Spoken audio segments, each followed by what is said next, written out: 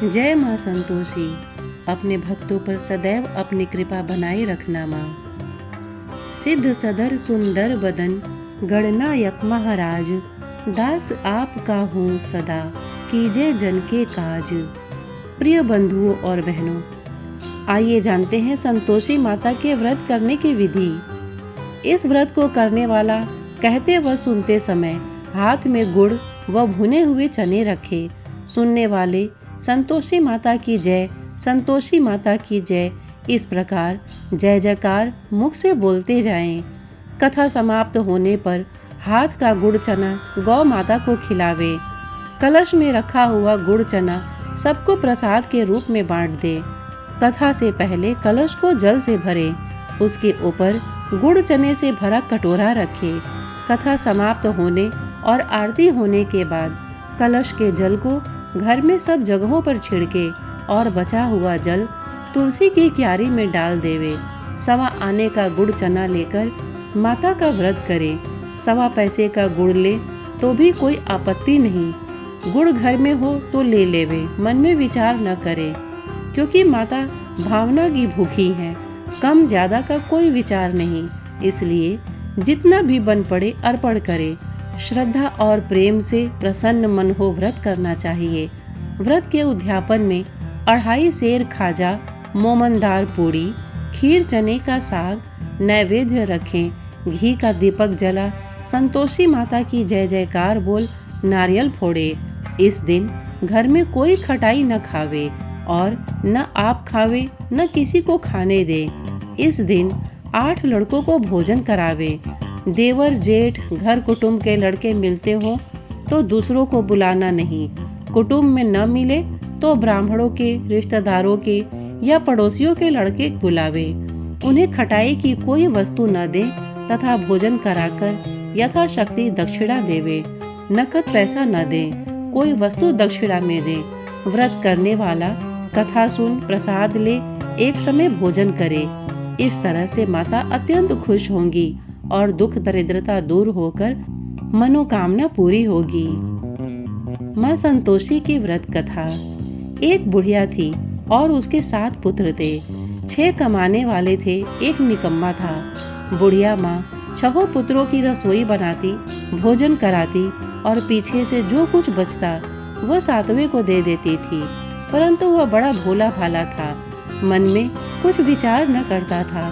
एक दिन अपनी बहू से बोला, देखो मेरी माता का मुझ पर कितना प्यार है।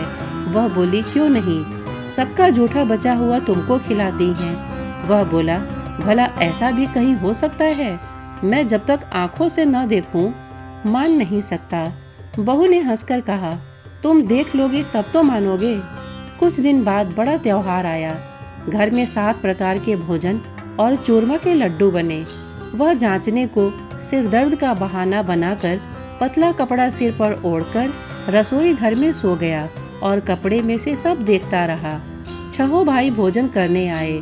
उसने देखा माँ ने उनके लिए सुंदर सुंदर आसन बिछाए हैं, 7 प्रकार की रसोई परोसी है। वह आग्रह करके जिमाती है। वह देखता रहा। 6 भाई भोजन कर उठे, तब माता ने उनकी जूठी थालियों में से लड्डुओं के टुकड़ों को उठाया और एक लड्डू बनाया। जूठन साफ कर बुढ़िया माँ ने पुकारा, उठो बेटा, 6 भाई भोजन कर गए, अब तू ही बाकी है, उठ ना, कब खाएगा?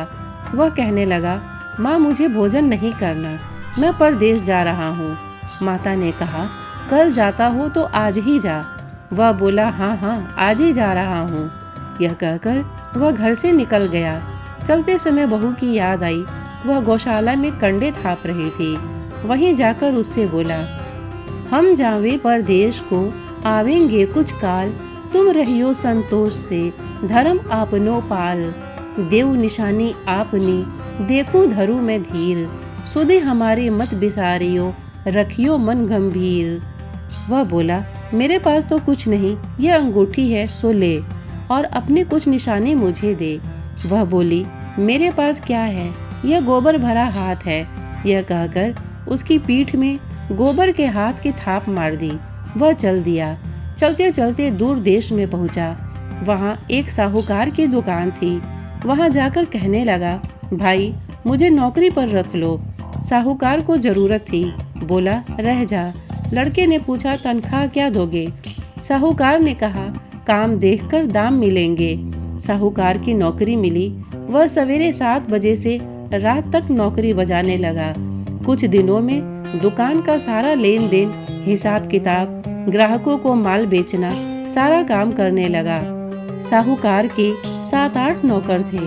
वे सब चक्कर खाने लगे कि यह तो बहुत होशियार बन गया है। सेठ ने भी काम देखा और 3 महीने में उसे आधे मुनाफे का साझेदार बना लिया।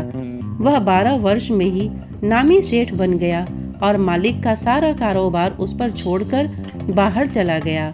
अब बहू पर क्या बीती सो सुनो। सास ससुर उसे दुख देने लगे।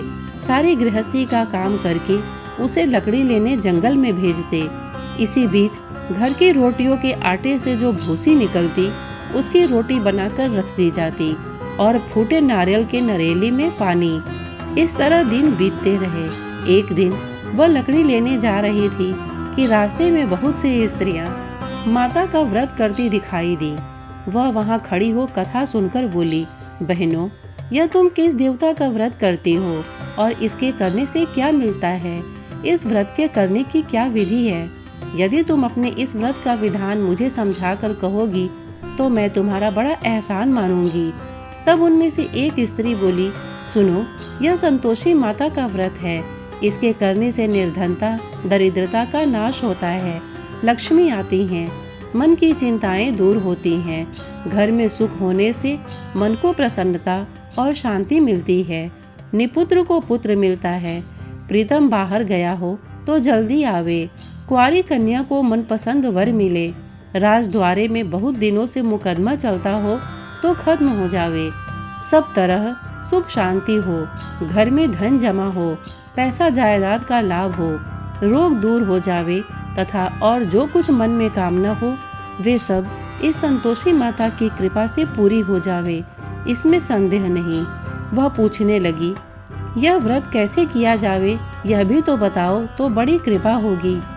स्त्री कहने लगी, 1.25 आने का गुड़ चना लेना, इच्छा हो तो 5.25 आने का लेना या 1.25 रुपए का भी सहूलियत के अनुसार लेना, बिना परेशानी, श्रद्धा और प्रेम से जितना बन सके सवाया लेना, 1.25 पैसे से 5.25 आना तथा इससे भी ज्यादा शक्ति और भक्ति अनुसार लें।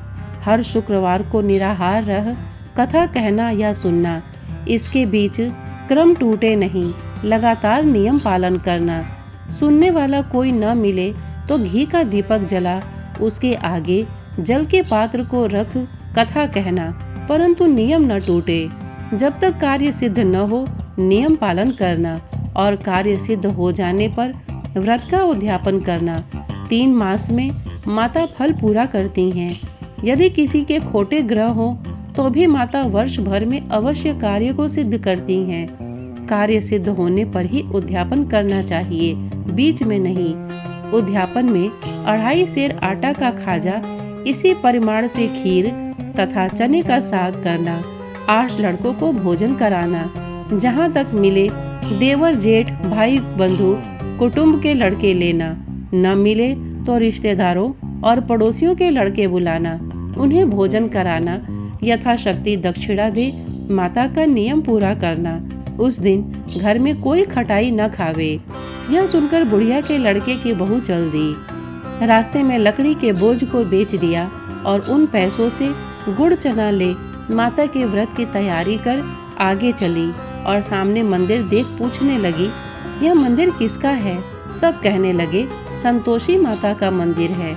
यह सुन माता के मंदिर में जा माता के चरणों में लौटने लगी, दीन होकर विनती करने लगी, माँ, मैं निपट मूर्ख हूँ, व्रत के नियम कुछ नहीं जानती, मैं बहुत दुखी हूँ।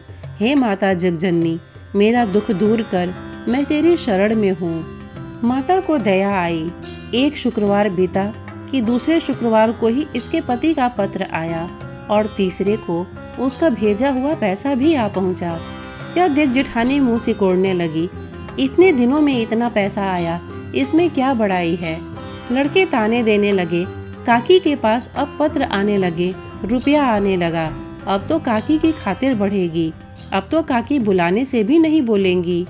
बेचारी सरलता से कहती, भैया पत्र आवे रुपया आवे तो हम सबके लिए अच्छा है।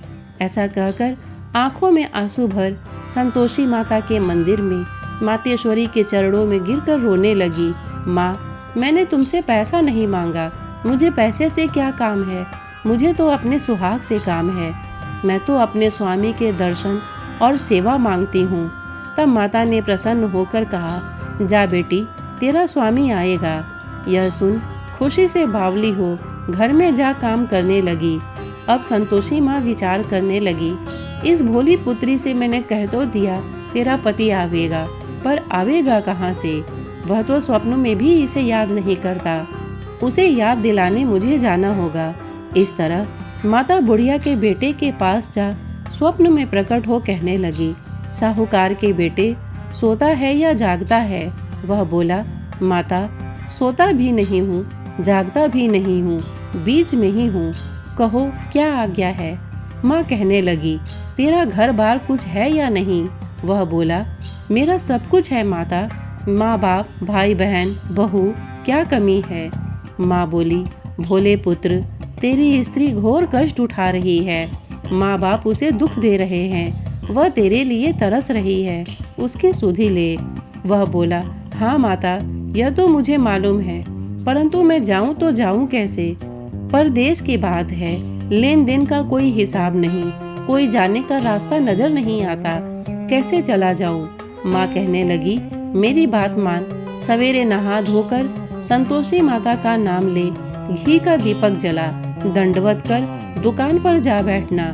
देखते देखते तेरा लेन देन सब चुक जाएगा, जमा माल बिक जाएगा, सांझ होते होते धन का ढेर लग जाएगा। जब सवेरे बहुत जल्दी उठ उसने लोगों से अपने सपने की बात कही तो वे सब उसकी बात अनसुनी कर दिल लगी उड़ाने लगे, कहीं सपने भी सच होते हैं। एक बूढ़ा बोला, देख भाई, मेरी बात मान, इस प्रकार साथ झूठ करने के बदले देवता ने जैसा कहा है वैसा ही करने में तेरा क्या जाता है? वह बूढ़े की बात मान स्नान कर संतोषी माता को दंडवत कर घी का दीपक जला दुकान पर जा बैठा। थोड़ी देर में वह क्या देखता है कि देने वाले रुपया लाए, लेने वाले हिसाब लेने लगे। कोठे में भरे सामानों के खरीदार नकद दाम में सौदा लेने लगे। शाम तक धन का ढेर लग गया। माता का चमत्कार देख प्रसन्न हो मन में माता का नाम ले घर जाने के वास्ते गहना कपड़ा खरीदने लगा और वहाँ के काम से निपट वह घर को रवाना हुआ। वहाँ बहू बेचारी जंगल में लकड़ी लेने जाती है। लौटते वक्त माँ के मंदिर पर विश्राम करती है। वह तो उसका रोजाना रुकने का स्थान था। दूर से धूल उड़ती देख वह माता से पूछती है, हे माता, यह धूल कैसी उड़ रही है? माँ कहती है, हे पुत्री, तेरा पति आ रहा है, अब तू ऐसा कर, लकड़ियों के 3 बोझ बना ला, एक नदी किनारे रख, दूसरा मेरे मंदिर पर और तीसरा अपने सिर पर रख। तेरे पति को लकड़ी का गट्ठा देखकर मोह पैदा होगा, वह वहाँ रुकेगा, नाश्ता पानी बना खाकर माँ से मिलने जाएगा। तब तू लकड़ियों का बोझ उठाकर घर जाना और बीच चौक में गट्ठा डालकर 3 आवाजें जोर से लगाना, लो सासू जी, लकड़ियों का गट्ठा लो, भूसी की रोटी दो और नारियल के नरौली में पानी दो, आज कौन मेहमान आया है? माँ की बात सुन बहू बहुत अच्छा माता कहकर प्रसन्न हो लकड़ियों के 3 गट्ठे ले आई। एक नदी तट पर, एक माता के मंदिर पर रखा। इतने में ही एक मुसाफिर आ पहुंचा। सूखी लकड़ी देख उसकी इच्छा हुई कि अब यहीं विश्राम करे और भोजन बना खाकर गांव जाए। इस प्रकार भोजन बना विश्राम ले वह गांव को गया। सबसे प्रेम से मिला। उसी समय बहू सिर पर लकड़ी का गट्ठा लिए आती है। लकड़ी का भारी बोझ आंगन में डाल जोर से 3 आवाज देती है, लो सासू जी, लकड़ी का गट्ठा लो, भूसे की रोटी दो, नारियल के नरौली में पानी दो, आज मेहमान कौन आया है? यह सुनकर उसकी सास आ उसके दिए हुए कष्टों को भुलाने हेतु कहती है, बहू ऐसा क्यों कहती है? तेरा मालिक ही तो आया है, आ बैठ, मीठा भात का भोजन कर, कपड़े गहने पहन। इतने में आवाज सुन उसका स्वामी बाहर आता है और अंगूठी देखकर व्याकुल हो माँ से पूछता है, माँ यह कौन है, यह कौन है। माँ कहती है, बेटा यह तेरी बहू है। आज 12 वर्ष हो गए, तू जब से गया है तब से सारे गांव में जानवर की तरह भटकती फिरती है। काम काज घर का कुछ करती नहीं, 4 समय आकर खा जाती है। अब तुझे देखकर भूसी की रोटी और नारियल की नरेली में पानी मांगती है। वह लज्जित हो बोला, ठीक है माँ, मैंने इसे भी देखा है और तुम्हें भी देखा है। अब मुझे दूसरे घर की ताली दो, उसमें रहूं। तब माँ बोली, ठीक है बेटा, जैसी तेरी मर्जी, कहकर ताली का गुच्छा पटक दिया। उसने ताली ले दूसरे कमरे में, जो तीसरे मंजिल के ऊपर था, खोलकर सारा सामान जमाया। एक दिन में ही वहाँ राजा के महल जैसा ठाट बाट बन गया। अब क्या था, वे दोनों सुखपूर्वक रहने लगे। इतने में अगला शुक्रवार आया। बहू ने अपने पति से कहा कि मुझे माता का उद्यापन करना है। पति बोला, बहुत अच्छा, खुशी से करो। वह तुरंत ही उद्यापन की तैयारी करने लगी। जेठ के लड़कों को भोजन के लिए कहने गई। उसने मंजूर किया, परंतु पीछे जेठानी अपने बच्चों को सिखलाती है, देखो रे, भोजन के समय सब लोग खटाई मांगना, जिससे उसका उद्यापन पूरा न हो। लड़के जिमने आए, खीर पेट भर कर खाई, परंतु याद आते ही कहने लगे, हमें कुछ खटाई दो, खीर खाना हमें भाता नहीं, देखकर अरुचि होती है। बहू कहने लगी, खटाई किसी को नहीं दी जाएगी, यह तो संतोषी माता का प्रसाद है। लड़के उठ खड़े हुए, बोले, पैसा लाओ। भोली बहू कुछ जानती नहीं थी, सो उन्हें पैसे दे दिए। लड़के उसी समय जा करके इमली लाकर खाने लगे। यह देखकर बहू पर माताजी ने कोप किया। राजा के दूत उसके पति को पकड़ ले गए। जेठ जेठानी मनमाने खोटे वचन कहने लगे, लूट लूट कर धन इकट्ठा कर लाया था, सो राजा के दूत पकड़ कर ले गए। अब सब मालूम पड़ जाएगा जब जेल की हवा खाएगा। बहू से यह वचन सहन नहीं हुए। रोती रोती माता के मंदिर गई। हे माता, तुमने यह क्या किया? हंसाकर अब क्यों रुलाने लगी? माता बोली, पुत्री, तूने उद्यापन करके मेरा व्रत भंग किया है। इतनी जल्दी सब बातें भुला दी। वह कहने लगी, माता, भूली तो नहीं हूँ, न कुछ अपराध किया है। मुझे तो लड़कों ने भूल में डाल दिया, मैंने भूल से उन्हें पैसे दे दिए, मुझे क्षमा करो माँ। माँ बोली, ऐसी भी कहीं भूल होती है? वह बोली, माँ मुझे माफ़ कर दो, मैं फिर तुम्हारा उद्यापन करूँगी। माँ बोली, अब भूल मत जाना। वह बोली, अब भूल न होगी। माँ अब बतलाओ वो कैसे आएंगे? माँ बोली, जा पुत्री, तेरा पति तुझे रास्ते में ही आता मिलेगा। वह घर को चली।